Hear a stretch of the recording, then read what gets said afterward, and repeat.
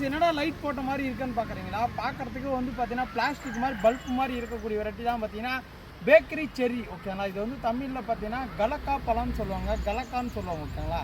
நம்ம கேக்கு மேலே வைக்கக்கூடிய செரி பழம் இதே தான். ஓகேங்களா? இது வந்து பார்த்தீங்கன்னா இந்த மாதிரி சிகப்பு கலர் இருக்கும்போது இந்த கொட்டையை எடுத்துகிட்டு தேன் பாகு வந்து பார்த்தீங்கன்னா பாகில் போட்டு எடுத்துருவாங்க. ஒரு பாக்கெட்டில் போட்டு வைப்பாங்க, ஒரு டப்பாவில் போட்டு வைப்பாங்க. இதுதான் பேக்கரி செரி. எந்த அளவுக்கு பார்த்தீங்கன்னா சிகப்பு கலரில் இந்த மாதிரி ஒரு செடி வச்சிங்கன்னா போதும், வீட்டுக்கு வந்து பார்த்தீங்கன்னா அவ்வளோ காய்கள் கொடுக்குங்க. ஒரே ஒரு செடி தான் நாங்கள் வச்சுருக்கோங்க. கிட்டத்தட்ட 3 வருஷமாக வச்சுருக்கோம். ஃபுல்லாக எக்கச்சக்கமான காய். கிட்டத்தட்ட வந்து பார்த்தீங்கன்னா இந்த இதுலேயே வந்து பார்த்தீங்கன்னா ஒரு 10,000 பழம் இருக்கும். ஒரு 10,000 பழங்கள் இருக்கும். அவ்வளோ பழங்கள். ஓகேங்களா?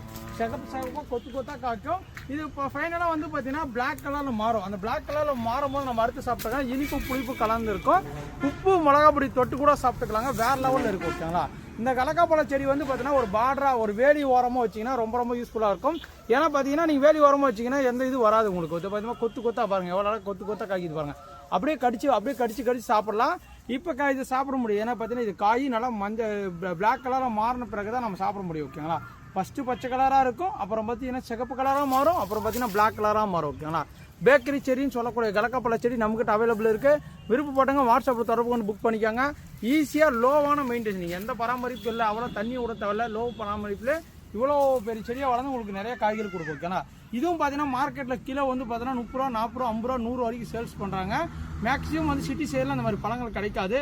நீங்கள் வேணால் பிளான்ஸ் வேணால் நம்மகிட்ட அவைலபிள் இருக்குது. வாங்கி வச்சிங்கன்னா ஒரு 6 to 1 மந்த்லேயே 6 மாதத்துலேருந்து 1 வருஷத்துலேயே உங்களுக்கு காய்கறி வைக்க ஆரம்பிச்சிடும். ஓகே, அந்த வீடியோ பிடிச்சா லைக் பண்ணுங்கள், ஷேர் பண்ணுங்கள். Thank you to all.